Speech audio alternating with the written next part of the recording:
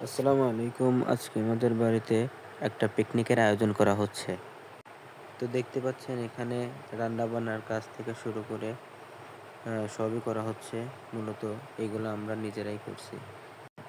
তো অনেকদিনই আমরা একসাথে খাওয়া-দাওয়া করি না। তো ভাবলাম একসাথে সবাই মিলে খাওয়া-দাওয়া করি। রান্নাবান্না করে অনেক ভালো লাগবে। সেই জন্যই আমরা ঠিক করলাম আজকে একটা ছোট্ট একটা আয়োজনের মাধ্যমে সবাই একসাথে খাওয়া-দাওয়া করি। সবাই মিলে রান্না করার একটা আলাদা মজা আছে। যারা গ্রামে থাকে তারা অবশ্যই জানে। রান্নার মূল জিনিসপাতিগুলো এখানে আমরা দিয়ে দিচ্ছিলাম। আপনারা দেখতেই পাচ্ছেন মাশাআল্লাহ।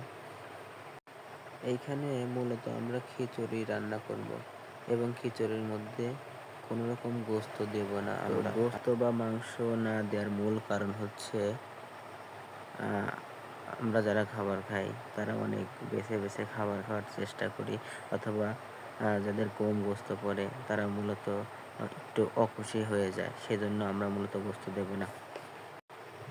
বিশেষ করে বাচ্চারাই মূলত এই কাজগুলো করে থাকে। তো যাই হোক রান্নার কাজ পুরোদমে চলছে মাশাআল্লাহ। সবাই মিলে রান্না করার সময় আমাদের একটা বিষয় সবসময় খেয়াল রাখতে হয় যে রান্নাটা কি আদৌ ভালো হবে নাকি খারাপ হবে। এর মূল কারণ হচ্ছে আমরা কেউ রান্নার ধারের কাছেও যাই না। তো দেখতে দেখতে আমাদের বাড়ির মুরব্বি আমাদের বড় কাকা চলে আসছে।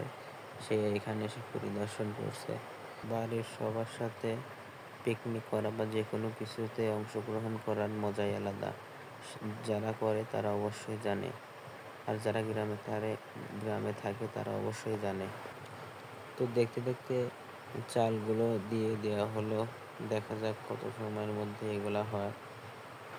সবাই মিলে একসাথে যেকোনো কিছু করলে দুটো জিনিস শেখা যায়।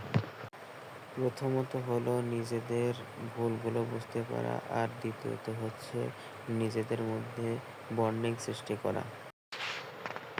এখন খাবারগুলো বাড়া হচ্ছে। তারপর ইনশাল্লাহ সবাই মিলে একসাথে খাবো। মাশাআল্লাহ খাবারগুলো অনেক সুন্দর হয়েছে এবং খাবার দিয়ে অনেক ঘ্রাণ বের হচ্ছে। যদিও খাবারের মধ্যে কোনো মাংস দেওয়া হয়নি। তো যাই হোক এখন আমরা খাওয়া-দাওয়া করব। আপনারা সবাই ভালো থাকেন। আজকের ভিডিও এই পর্যন্তই। আসসালামু আলাইকুম ওয়া রাহমাতুল্লাহ।